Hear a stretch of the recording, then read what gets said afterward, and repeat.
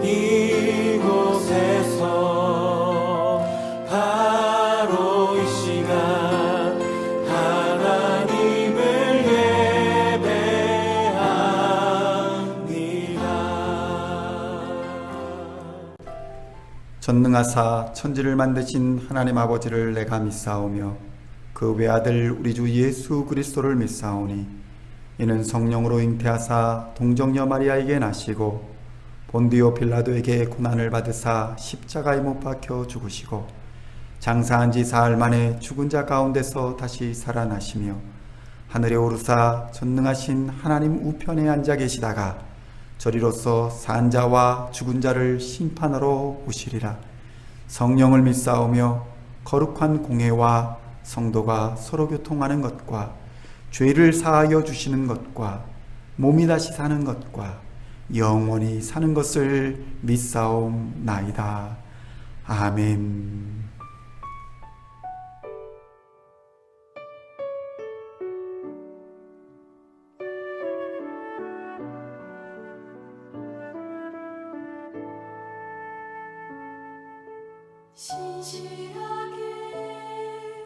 진실하게 거룩하게 살게 하소서.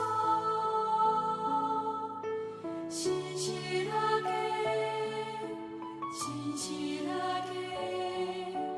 거룩하게 살게 하소서.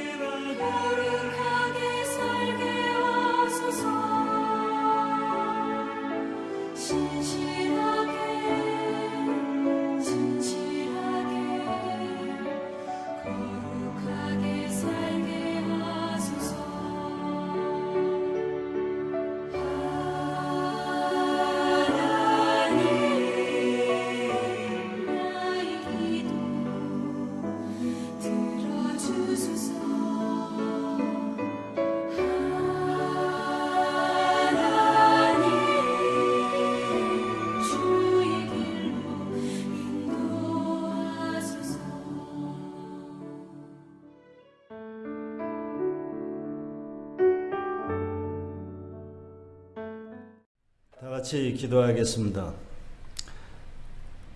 걸어가신 아버지 하나님, 힘들고 지쳐 낭망하며 방황할 때마다 나의 영혼에 새 생명을 부어주시는 하나님 아버지께 영광과 존귀와 찬양을 드립니다.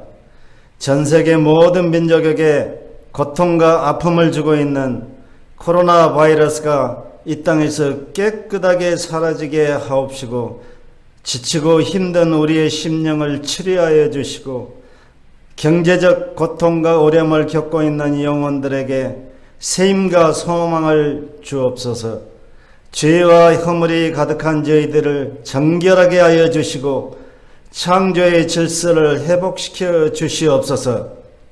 진노의 손길이 사랑과 용서의 손길로 돌아오게 하시고, 상한 영혼들이 치료되고 정직한 영으로 새롭게 하옵소서. 앞으로 더 큰 재앙이 다가올지라도 오직 하나님만 의지하고 살아가게 하옵소서. 이 시간 우리의 죄와 허물을 되돌아보며 회개하며 말씀을 붙잡고 기도하며 찬양하게 하옵소서. 오늘 말씀을 전하시는 목사님의 말씀을 통하여 성령 하나님의 음성을 듣게 하시고, 나의 구원과 영광이 오직 하나님께 있으며 나의 반석과 피난처도 하나님께 있음을 늘 고백하며 주의 이름을 영원히 찬양하며 매일 나의 성원을 이행하며 살아가게 하옵소서. 십자가를 지시고 고난의 길을 넘어 부활하신 예수 그리스도 이름으로 기도드리옵나이다. 아멘.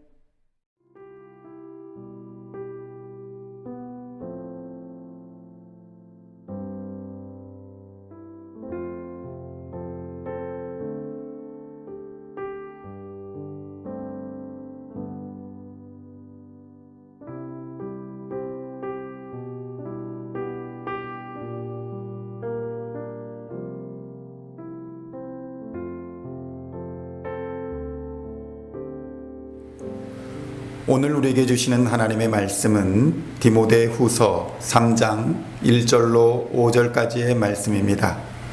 디모데 후서 3장 1절로 5절까지의 말씀입니다.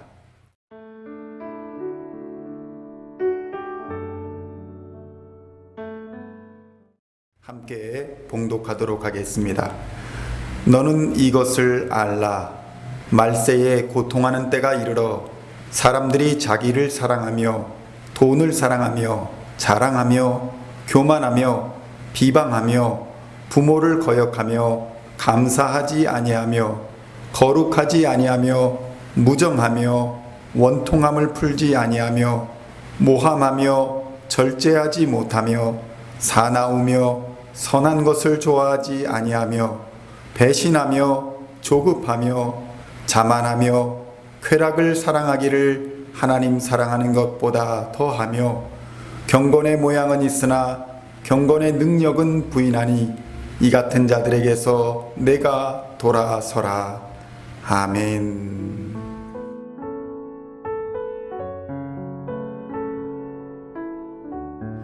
할렐루야. 영상으로 예배 드리시는 여러분 모두에게 하나님의 성령이 충만하시기를 우리 주 예수님의 이름으로 축원드립니다.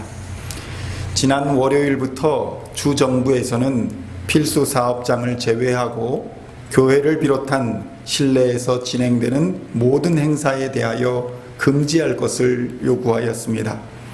따라서 우리 교회도 화요일부터 새벽 기도가 중지되었고, 이번 주부터 주일 예배 또한 현장 예배를 중단하게 되었습니다. 이러한 추세는 잠시가 아니라 백신과 치료제가 개발되기까지는 지속적으로 반복될 것으로 예상됩니다. 또한 앞으로도 이러한 바이러스와 같은 위협이 어떠한 방식으로 우리의 삶을 위협할지는 아무도 모르는 것입니다. 이러한 시국에 우리는 세상의 마지막을 예상하며 디모데에게 교훈을 준 바울의 오늘 편지를 통하여 오늘 이 시대에 진실한 그리스도인을 향한 하나님의 음성 듣기를 원합니다. 오늘의 본문 1절에서 사도 바울은 디모데에게 경고하고 있습니다. 디모데후서 3장 1절은 이렇게 말합니다. 너는 이것을 알라. 말세에 고통하는 때가 이르러. 아멘. 여기서 고통하는으로 번역된 칼레모이라는 단어는 마태복음 8장 28절에 가다라 지방에 귀신 들려 사납게 행동하던 사람에 대한 장면과 바로 이곳 두 군데에서만 사용되어진 단어입니다. 마태복음 8장 28절을 보면 또 예수께서 건너편 가다라 지방에 가심에 귀신 들린 자 둘이 무덤 사이에서 나와 예수를 만나니 그들은 몹시 사나워 아무도 그 길로 지나갈 수 없을 지경이더라. 아멘. 여기서 몹시 사나웠다라고 번역된 단어가 아까 말씀드린 칼레모이라는 단어입니다. 가다라 지방에 귀신 들린 두 사람이 있었는데 이 사람들은 무덤 사이를 배회하면서 아주 포악하여서 길을 막고 사람들을 지나다니지 못하게 사납게 위협하는 사람들이었습니다. 그러니 바울이 말하는 말세의 고통의 때는 바로 이러한 악한 영들이 예수 그리스도께로 가는 길을 막고 사납고 포악한 갖은 방법을 동원하여 그 길을 막는 때다. 그런 때가 될 것이다 라는 뜻을 암시하고 있는 것입니다. 그렇게 예수님께로 가는 길을 포악하게 막아서 사람들을 고통스럽게 하는 악한 영들의 역사가 본문 2절부터 5절까지 기록되어 있는 것입니다. 디모데 후서 3장 2절로 5절까지의 말씀입니다. 사람들은 자기를 사랑하며 돈을 사랑하며 뽐내며 교만하며 하나님을 모독하며 부모에게 순종하지 아니하며 감사할 줄 모르며 불경스러우며 무정하며 원한을 풀지 아니하며 비방하며 절제가 없으며 난폭하며 선을 좋아하지 아니하며 배신하며 무모하며 자만하며 하나님보다 쾌락을 더 사랑하며 겉으로는 경건하게 보이나 경건함의 능력은 부인할 것이다. 이렇게 기록되어 있습니다. 말세에 그리스도인이 되기를 원하는 사람은 바로 이러한 도전에 직면하게 될 것이고 수많은 사람들이 이러한 것에 막혀 그리스도인이 되지 못할 것이라는 것입니다. 이러한 말세를 살아가는 이 시대 우리들에게는 두 종류의 그리스도인이 존재한다고 합니다. 명목상의 그리스도인과 진실한 그리스도인이 바로 그것입니다. 먼저 명목상의 그리스도인이라 불리는 사람들은 어떤 사람들을 말하는 것일까요?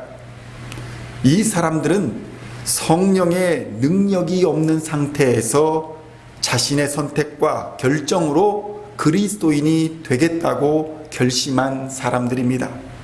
확신이 없는 상태에서 그리스도인이 된 사람들을 말합니다. 이런 사람들은 어려움과 환난이 닥치면 그것을 감당하지 못해 기쁨을 잃어버리게 되고 또 이렇게 닥친 환난을 자신의 힘으로만 이겨보려고 하기 때문에 환난이 조금이라도 오래 지속이 되면 믿음이 버티지 못하고 시들어 버리게 되는 사람을 의미합니다. 이러한 사람들은 성령으로 변화를 경험하지 못한 사람들이기에 여전히 과거 상태에 머물러 있는 것입니다. 오직 이들은 복음을 믿기는 믿는데 지식으로만 말로만 믿는 사람들입니다. 명목상의 그리스도인들은 두 가지의 특징을 가지고 있습니다. 첫째로는 단지 신앙을 지식으로만 받아들이는 특징을 갖고 있다는 것입니다. 이러한 사람들은 성경의 진리를 인정합니다. 복음을 사실로 받아들입니다. 그러나 이러한 사람들이 받아들이는 성경의 진리는 종교적인 언어에 불과한 경우가 대부분입니다. 성경의 근거를 들어서 교회를 비판하기도 하는 것입니다. 목사님, 저도 교회를 잘 알고 있습니다. 저는 지난 교회에서는 이러이러한 교파에 속한 교회에 있었습니다. 그런데 그 교회는 동성애를 지지하기도 했습니다. 문제가 있는 교회였습니다. 그 교회는 시스템이 문제였습니다. 그 교회는 선교를 안 하는 교회였습니다. 예수님은 서로를 사랑하라고 하셨는데 그 교회는 사랑이 없는 교회였습니다. 맞습니다. 교회에는 문제가 많습니다. 교회는 비판받아야 마땅합니다.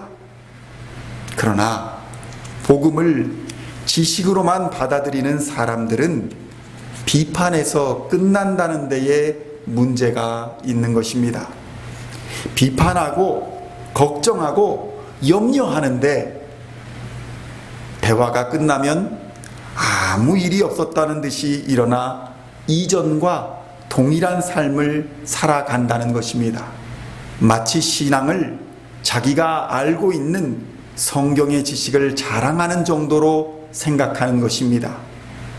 마치 1 더하기 3은 4 이것을 풀지 못하고 끙끙거리고 있는 아이에게 야, 이것의 원리는 이런 건데 너는 누구한테 배워서 그런 걸 풀지 못하느냐? 이러이러한 학원이 잘 가르친다더라. 네 부모가 그러한 것도 가르치지 않더냐? 이러면서 그 어린아이를 비아냥거리고 그냥 지나가는 사람과 같다는 것입니다. 이 사람은 1 더하기 3은 4다 라는 지식을 가지고 있습니다. 그러나 그 지식이 자신에게는 남을 비판하고 평가하면 그만이지 그 지식이 내 삶의 변화를 가져올 만큼 중요한 지식으로 생각하지 않는다는 것입니다. 복음도 이런 식으로 받아들입니다. 말씀은 말씀이고 자신의 삶은 여전히 자신의 삶이라는 것입니다. 성경에는 이러한 말들이 이렇게 써 있는데 참 좋은 말씀이더라.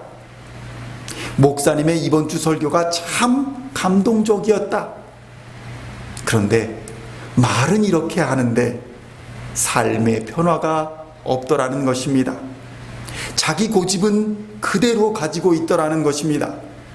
은혜로운 말, 감동적인 말, 성경적인 말은 잘 아는데 그 말이 끝나면 여전히 이전과 똑같은 세상으로 돌아가더라는 것입니다. 이러한 사람들은 부부 사이가 만약 나쁘다면 예배 후에도 여전히 부부가 나쁜 관계를 가지고 있습니다. 아이들과 사이가 안 좋다면 예배 후에도 여전히 아이들과 사이가 좋지 않습니다. 범죄를 저지른 사람이라면 예배를 드린 후에도 여전히 범죄를 저지르고 있다는 것입니다. 어떤 경우든지 말씀을 들은 후에 말씀을 단지 좋은 지식으로 여겨 그것을 머릿속에 저장할 뿐 행동의 변화로 이어지지 않는 사람들이라는 것입니다. 두 번째로 명목상의 그리스도인들은 열매가 없다는 특징을 갖고 있습니다. 이러한 그리스도인들은 종종 옳은 말씀, 감동적인 이야기, 수준 높은 찬양, 그리고 잘 다듬어진 기도를 할 수도 있습니다. 그러나 자신들이 기도한 대로, 자신들이 찬양한 대로, 자신이 감동받은 대로 살지는 않는다는 것입니다.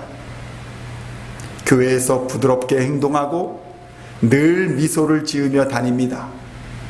분노하지도 않으니 신앙생활을 잘 하는 것이라고 사람들은 생각합니다.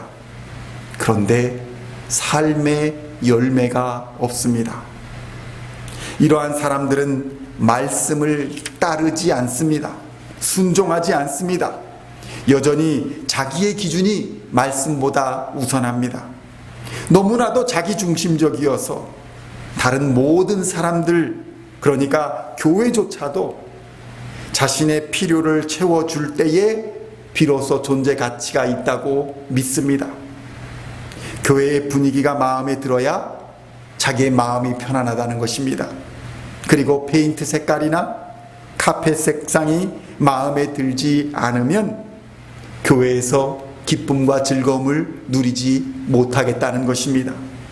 중요한 것은 자기의 감정일 뿐이지 내가 주 예수님께 하나님으로부터 받아가진 사명이라는 것은 없다는 것입니다. 단지 기독교인답지 않아 보여서 화를 내지 않고 말을 하지 않을 뿐입니다. 그래서 이러한 사람들은 나에게 더 유익이 될 수 있는 교회, 나를 더 즐겁게 해줄 수 있는 그런 목사의 설교를 찾아 다니게 됩니다. 이러한 명목상의 그리스도인들은 필연적으로 세상을 닮아갈 수밖에 없는 것입니다. 그렇다면 이제 진실한 그리스도인들은 어떤 사람들을 말하는 것일까요? 진실한 그리스도인들은 성령의 감동하심으로 그리스도인이 된 사람들을 말합니다. 여기서 오해하지 말아야 될 것은 방언이나 어떤 체험을 통해 그리스도인이 되어야 한다는 의미가 아니라는 것입니다. 바울의 고백입니다. 고린도전서 2장 1절로 5절까지의 말씀입니다. 형제들아, 내가 너희에게 나아가 하나님의 증거를 전할 때에 말과 지혜의 아름다운 것으로 아니하였나니 내가 너희 중에서 예수 그리스도와 그가 십자가에 못 박히신 것 외에는 아무것도 알지 아니하기로 작정하였습니다. 내가 너희 가운데 거할 때에 약하고 두려워하고 힘이 떨었노라. 내 말과 내 전도함이 설득력 있는 지혜의 말로 하지 아니하고 다만 성령의 나타나심과 능력으로 하여 너희 믿음이 사람의 지혜에 있지 아니하고 다만 하나님의 능력에 있게 하려 하였노라. 아멘. 성도 여러분, 바울은 무엇이라고 고백합니까? 전도하는 것은 사람을 말로 설득하는 과정이 아니며 성령의 나타나심과 능력으로 하여야 한다는 것입니다. 그리고 우리의 믿음이 하나님의 능력 안에 있어야 한다는 것을 알기 원한다고 고백하는 것입니다. 우리가 성경을 읽고 설교를 통해 말씀을 받을 때에 머리로 이해하는 것이 아니라 성령의 임재와 감동하심으로 받는 믿음이 진짜 믿음이라고 말씀하고 있는 것입니다. 그렇다면 성령으로 거듭난 진실한 그리스도인들은 어떤 특징을 보여주고 있는 것일까요? 첫째로, 진실한 그리스도인들은 자신의 죄를 드러내는 영적인 능력을 가지고 있다는 것입니다. 이 능력은 자신이 죄인이라는 인식과 더불어 자신의 죄를 드러내는 능력입니다. 모든 인간은 자신이 죄인이라는 사실을 깨달을 때에 비로소 구원을 얻을 자격을 얻게 되는 것입니다. 예배를 드리지 않아도, 기도를 하지 않아도, 말씀을 보지 않아도 우리의 양심에 전혀 거리낌이 없다는 것은 자신이 죄인이라는 사실 자체를 깨닫지 못하고 있을 수 있습니다. 그런데 이러한 사실은, 자신이 죄인이라는 사실은 제가 아무리 설교를 하고 성경을 통해서 경고를 한다고 깨달아지는 것이 아니라는 것입니다. 제가 오늘 영상을 통해 주의를 지키지 않는 것은 죄입니다. 동성애는 성경이 금하신 죄입니다. 기도하지 않고 형제를 사랑하지 않는 것은 죄입니다. 하나님의 몸된 교회를 섬기지 않고 방치하는 것은 죄입니다.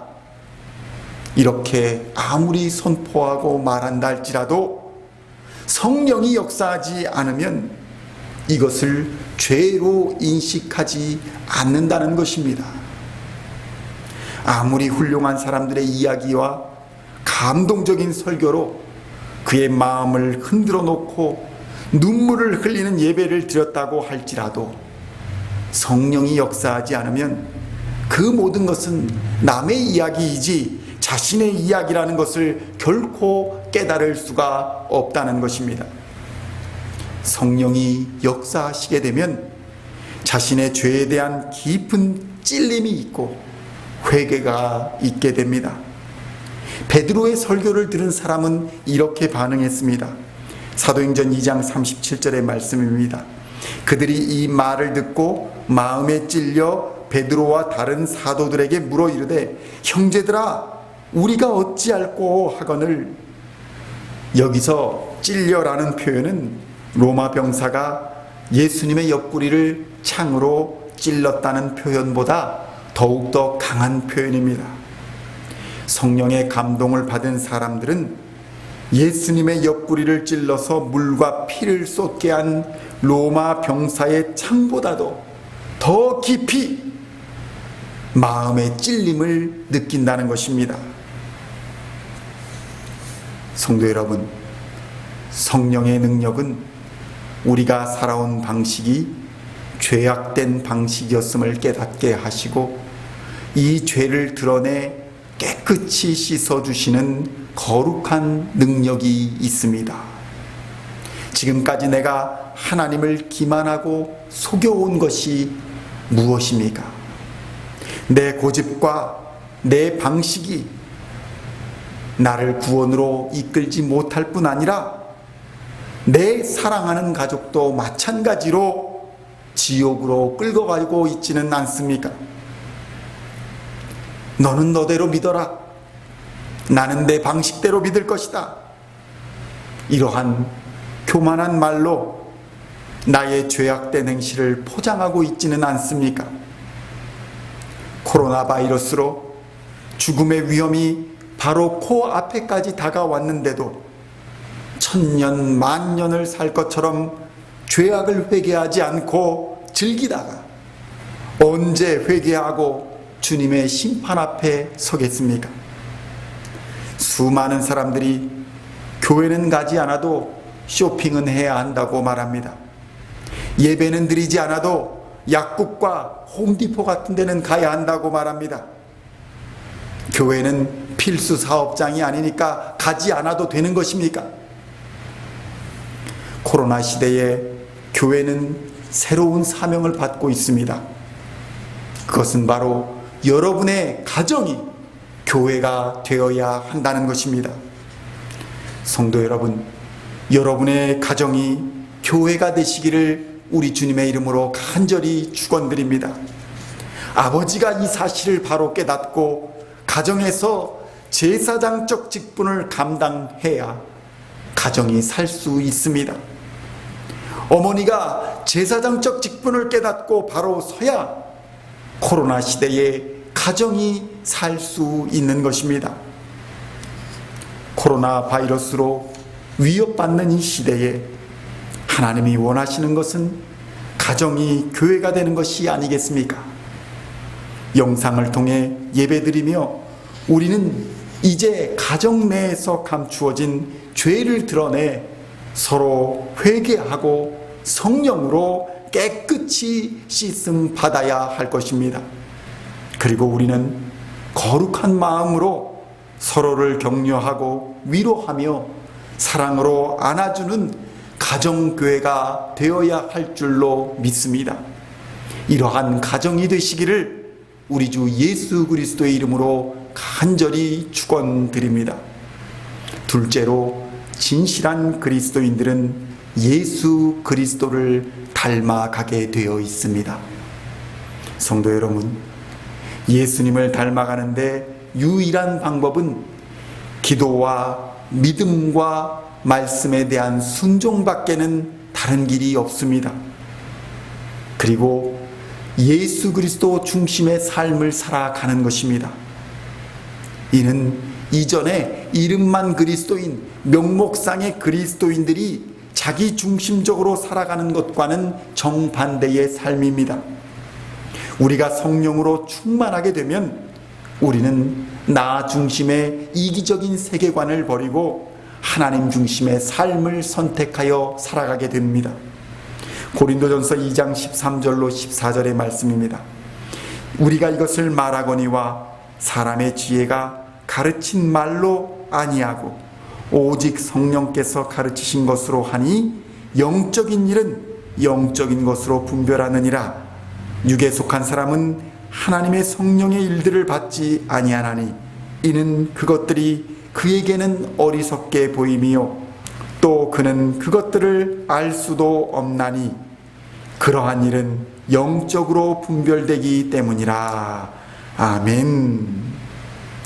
성도 여러분, 영적인 변화는 기도와 믿음과 말씀에 대한 순종 외에는 일어나지 않습니다. 성도에게도 환난이나 질병이나 고통이 닥칠 수 있습니다. 내 뜻대로 되지 않아서 근심하고 걱정할 수도 있습니다. 경제적인 어려움과 여러 환경의 악화로 두려움을 느낄 수도 있습니다. 이럴 때에 진실한 그리스도인은 내 감정이 어떻든지 나에게는 문제가 없다 라고 고백할 수 있어야 하는 것입니다. 내가 느끼는 두려움과 염려, 고통의 무게와 상관없이 나를 이끄시는 하나님의 역사는 진행되고 있다는 것을 알면, 그것을 믿는다면 지금 나의 감정은 두려움과 염려를 느끼지만 하나님 안에 있는 나에게는 문제가 없다는 것을 믿음으로 고백할 수 있어야 한다는 것입니다. 이것이 바로 우리 주 예수님의 모습이셨습니다. 광야에서 예수님은 시험을 받으셨습니다. 배가 고프고 목이 마르셨습니다. 육신의 여러 감정들을 느끼셨습니다. 그러나 예수님은 굴복하지 않으셨습니다. 예수님이 인간으로서 느끼는 감정과 상관없이 예수님을 향한 하나님의 계획과 섭리를 믿으셨기에 고통과 어려움을 이겨낼 수 있었다는 것입니다. 죽음을 앞에 두고 땀방울이 핏방울이 될 정도로 고민하셨지만 하나님의 계획에는 문제가 없다고 고백할 수 있었기에 고난의 잔을 받으실 수 있었던 것입니다. 성도 여러분, 주님을 닮아가는 길만이 생명을 얻는 유일한 길임을 기억하시기를 우리 주 예수님의 이름으로 간절히 축원드립니다. 오늘부터 예수님을 닮아가는 시온 중앙의 성도님들 다 되시기를 우리 주님의 이름으로 축원드립니다. 그렇다면 구체적으로 우리는 예수님의 무엇을 닮아가야 하는 것일까요? 우리는 예수님의 기도를 닮아가야 합니다. 예수님은 때와 장소를 가리지 않고 기도하셨습니다. 하나님과 대화하셨습니다. 환자를 앞에 두고 기도하셨으며 배고픈 자들을 먹이실 때도 기도하셨습니다. 마가복음 1장 35절의 말씀입니다. 새벽 아직도 밝기 전에 예수께서 일어나 나가 한적한 곳으로 가사 거기서 기도하시더니. 아멘. 성도 여러분, 여러분은 하루에 얼마나 기도하고 계십니까? 식사 기도로 20초씩 하루에 1분 기도하고 계십니까? 예수님은 엄청 바쁘게 사셨습니다. 마가복음 1장에 나오는 예수님의 하루 일과를 보면 한시도 쉴 틈이 없었습니다. 안식일에 가르치시고 설교 도중에 귀신 들린 사람이 소리를 지르니까 고쳐주셨습니다. 그리고는 베드로와 안드레의 집으로 가셔서 베드로의 장모님을 기도로 고쳐주셨습니다.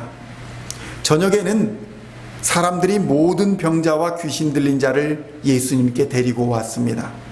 그 동네에 있는 각종 모든 병자들이 다 나와왔습니다. 그러나 예수님은 이들을 모두 치료해 주시고 귀신도 쫓아내 주셨습니다. 그리고 그 다음 날은 어땠습니까? 예수님은 피곤하셨음에도 불구하고 아주 이른 새벽에 일어나셔서 외딴 곳으로 기도하러 나가셨습니다. 성도 여러분, 바쁘기 때문에, 피곤하기 때문에 기도하지 못하고 계십니까? 바쁘게 살면 피곤하기도 하지만 문제는 삶이 한쪽으로 기울게 된다는 것입니다. 무슨 말이냐면 세상의 일에 바쁘게 되면 하나님과의 관계는 반드시 소홀해질 수밖에 없다는 것입니다. 그래서 하나님과의 관계가 소홀해지게 되면 결국 세상의 일도 하지 못하게 된다는 것입니다. 그래서 우리는 바쁠수록 더욱 기도하는 시간을 내어야 되는 것입니다. 종교개혁가인 마르틴 루터는 이렇게 말했습니다. 요즘 내가 바빠진다. 그래서 더 기도해야겠다. 루터는 매일 1시간씩 기도했습니다. 그러다가 바빠졌을 때는 기도 시간을 2시간으로 늘렸습니다. 우리는 어떻습니까? 바빠서 기도하지 못한다고 변명하고 있지는 않습니까? 사실 바쁘지 않으면 더 기도하지 않습니다. 할 일이 없으니 기도할 것도 없다는 것입니다. 코로나 사태에 예전처럼 교회도 활발한 활동을 하지 못하고 있습니다. 그러니 자연적으로 교회가 기도할 것도 없고 광고할 것도 없습니다. 성도 여러분, 코로나 바이러스 사태에 우리에게 경고하는 이 음성을 들을 수 있어야 합니다. 우리는 바쁘기 때문에 기도하는 사람들입니다. 기도하니까 바빠지는 사람들입니다. 성도는 바쁘기 때문에 기도하는 사람들을 말하는 것입니다. 성도 여러분, 이제 오늘부터 아침 7시에 영상을 통해 아침 묵상을 시작하시고 영상 말미에 나오는 기도 제목을 따라 함께 기도하시겠다고 다짐하시고 결단하시기를 우리 주님의 이름으로 축원드립니다. 예수님은 기도를 통해 구하기만 한 것이 아니라 하나님과 교제를 나누셨습니다. 기도는 구하는 것에만 목적이 있지 않습니다. 물론 기도를 통해 우리의 구할 것을 하나님께 아뢰기도 합니다. 그러나 기도의 특별한 기능은 하나님과 교제하는 데에 있습니다.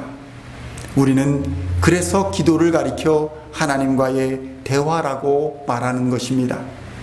하나님께 기도하는 과정을 통해서 우리는 하나님의 음성을 들을 수 있게 됩니다. 내 생각만 일방적으로 말하는 것이 아니라 기도를 통해서 우리는 하나님의 마음을 알게 되고 이를 통해 하나님의 뜻대로 구하는 기도를 우리는 드릴 수 있게 되는 것입니다. 이것이 응답받는 기도의 비결인 것입니다. 하나님의 뜻을 알지 못하는데 어떻게 응답받는 기도를 드릴 수 있겠습니까? 우리는 예수님이 기도를 통해 하나님의 마음을 알고 하나님이 맡기신 이 땅에서의 사역을 감당할 수 있었음을 우리는 기억해야 할 것입니다. 결국 우리는 이 모든 것을 통해서 기도하는 사람이 바로 지도자가 될 수 있다. 기도하는 사람만이 리더가 될 수 있다는 것을 배우게 됩니다. 예수님은 기도를 통해서 하나님으로부터 권위를 얻으셨고 또한 기도로 제자를 가르치셨습니다. 여러분의 자녀들이 장성하여 여러분의 신앙을 평가한다면 여러분을 어떻게 평가할 것 같으십니까?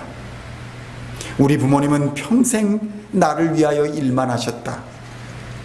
우리 부모님은 나에게 공부를 열심히 하라고 가르치셨다. 우리 부모님은 나에게 돈을 벌어야 사람 무시를 한다고 가르치셨다. 여러분, 이렇게 기억되기를 원하십니까? 성도 여러분, 하나님 나라의 지도자, 교회의 지도자는 기도하는 사람만이 될 수 있습니다. 교회는 기도하는 사람이 지도자가 되는 것입니다. 직분을 가지고 있는 사람이 지도자가 아니라는 것입니다. 목사나 장로나 권사나 집사나 기도하지 않는 사람은 결코 리더가 될 수 없습니다. 기도하지 않는 사람이 세상의 지도자가 된다면 그가 어떻게 하나님의 마음을 알아 하나님의 뜻을 이 땅에 이루기 위하여 노력할 수 있겠습니까? 그가 하나님을 두려워하는 지도자가 될 수 있겠습니까? 우리는 세상의 성공을 위해 노력하는 시간 때문에 기도를 포기하는 잘못을 범해서는 안 될 것입니다. 이민교회의 위기는 바로 기도의 위기입니다. 가정의 위기도 기도가 없어서 생기는 것입니다. 우리의 삶의 모든 문제는 기도가 없기 때문입니다. 기도하지 않는 것은 우리가 교만하기 때문이요, 게으르기 때문이며 하나님을 무시하기 때문입니다. 결국 기도하지 않는다는 것은 우리의 죄가 기도를 막고 있다는 것을 의미하는 것입니다. 성도 여러분, 하나님을 무시하지 마십시오. 하나님은 오래 참으시나 영원히 참으시는 분이 아니십니다. 미국에서 술과 방탕한 생활을 하던 야구 선수가 있었습니다. 그가 하나님을 만나서 교회를 나가기 시작했습니다. 열심히 신앙생활을 하려고 하는데 무언가 잘 되지가 않는 것이었습니다. 어느 날 교회의 지도자로 봉사하는 사람으로부터 이런 말씀을 들었습니다. 자네 신앙생활에 성공하고 싶은가? 이 친구는 바로 응답했습니다. 네, 성공하고 싶습니다. 어떻게 하면 신앙생활을 잘 할 수가 있겠습니까? 이에 그 지도자가 말을 했습니다. 날마다 15분 기도하고 날마다 15분 성경을 읽으며 날마다 15분 동안 전도하라. 이 말씀을 들은 이 야구 선수는 이 조언을 듣고 순종함으로 받아들였습니다. 그리고 이후로 그는 매일 15분 동안 기도하고 매일 15분 동안 성경을 읽고 매일 15분 동안 전도했습니다. 그렇게 평생을 살았습니다. 이 사람이 누구인 줄 아십니까? 이 사람은 시카고 화이트삭스의 야구 선수였던 빌리 선데이라는 사람입니다. 1910년과 1920년 사이에 미국이 세계 제1차 세계대전과 대공황과 또한 여러 신학적 논쟁으로 전에 없는 어려움을 겪고 있을 때에 빌리 선데이는 미국 국민에게 하나님의 말씀을 통해 도덕적이고 영적인 큰 각성을 일으킨 지도자였습니다. 미국의 탁월한 영적 지도자가 되었습니다. 그가 방문했던 3만 명 미만의 도시에서는 전체 인구의 22%가 그의 메시지를 듣고 회심했습니다. 필라델피아 집회에서는 3만 9천 명, 보스턴 집회에서는 6만 3천 명, 뉴욕 집회에서는 9만 8천 명, 그리고 시카고 집회에서는 4만 9천 명 이상이 모여서 빌리 선데이를 통해 하나님의 말씀을 들었습니다. 1893년부터 1935년까지 공식적인 집회만 548회가 열렸고 그를 통해 그리스도를 만난 사람은 90만 명이 넘었습니다. 성도 여러분, 우리도 이제 우리 교회를 위하여 성공적인 신앙생활을 하기 원하신다면 이 세 가지를 꼭 실천하기를 권면드립니다. 첫째, 아침 묵상을 꼭 실천하시기를 권면합니다. 시간을 정해서 반드시 하시기를 부탁드립니다. 15분이 채 걸리지 않습니다. 둘째로, 아침 묵상을 통해 나오는 영상 말미에 기도 제목과 또 여러분의 기도 제목을 놓고 반드시 음악이 나오는 그 5분 동안 기도하시기를 권면드립니다. 그리고 마지막으로 하루에 한 사람 영상을 전달하시고 말씀을 통해 깨달은 것을 나누시고 복음을 전도하시기를 우리 주 예수님의 이름으로 간절히 축원합니다. 진실한 그리스도인은 자신의 죄를 깨닫고 회개하는 사람입니다. 진실한 그리스도인은 예수 그리스도를 닮아가는 사람입니다. 이제 성령의 임재 안에서 진실한 그리스도인으로서 세상의 빛과 소금의 삶을 살아 하나님께 영광 돌리는 하나님의 자녀들이 다 되시기를 우리 주 예수님의 이름으로 간절히 축원드립니다.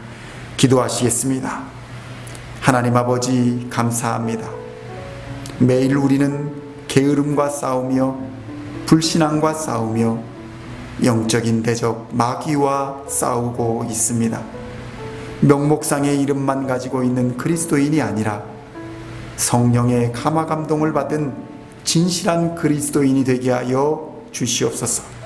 성령의 임재하심으로 주님만 붙들고 주님의 뜻에 따라 주님을 위해 힘써 일하는 주님의 일꾼들이 다 되게 하여 주시옵소서. 예수님의 이름으로 기도하옵나이다. 아멘.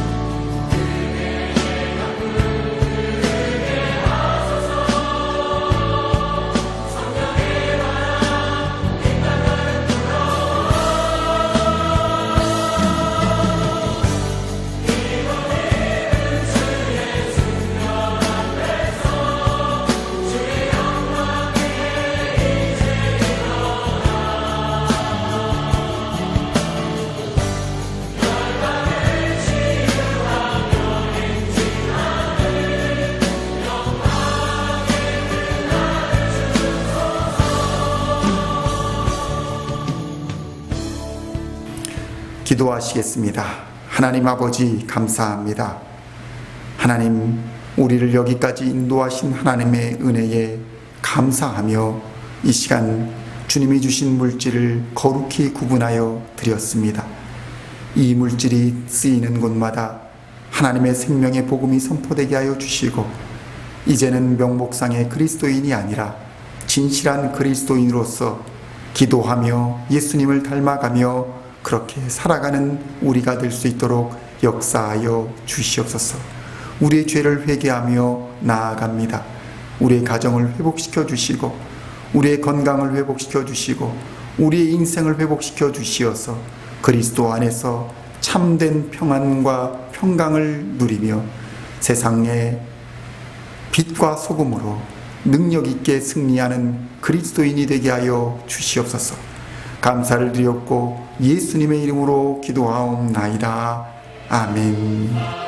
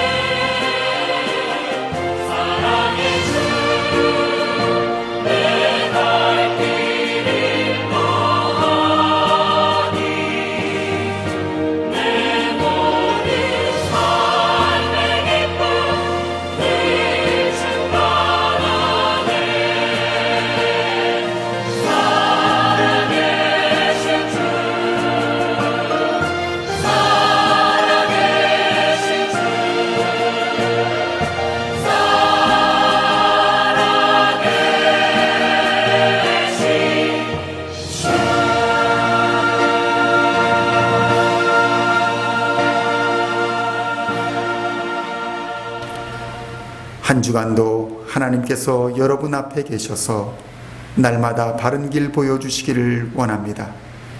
하나님께서 여러분의 곁에 계셔서 날마다 팔로 껴안아 주시기를 원합니다.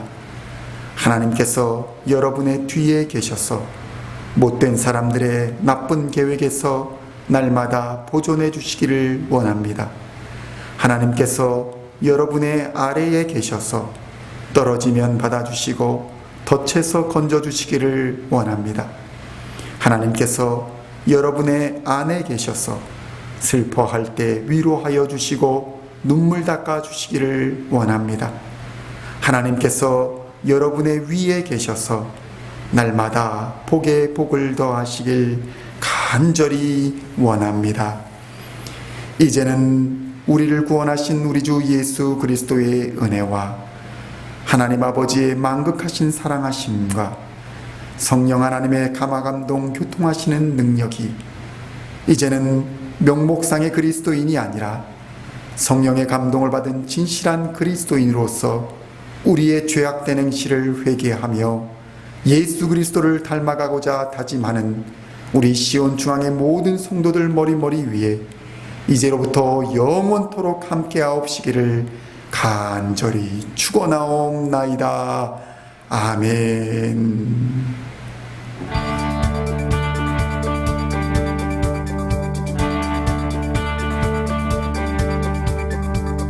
Singing songs of thy praise